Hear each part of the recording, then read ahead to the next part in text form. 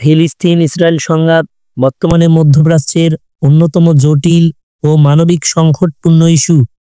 গাজা উপত্যকায় ইসরায়েলের সামরিক অভিযান এবং ফিলিস্তিনি গোষ্ঠী হামাসের প্রতিরোধের ফলে পরিস্থিতি আরও উত্তপ্ত হয়েছে।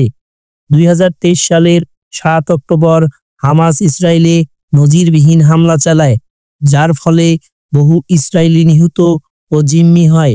এর প্রতিক্রিয়ায় ইসরায়েল গাজায় ব্যাপক বিমান হামলা শুরু করে, যা যুদ্ধ পরিস্থিতির সৃষ্টি করে।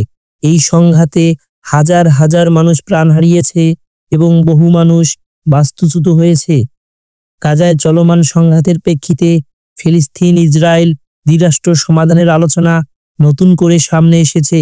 ওয়াশিংটন আন্তর্জাতিক সম্প্রদায় এই সমাধানকে শান্তির উপায় হিসেবে দেখছে, তবে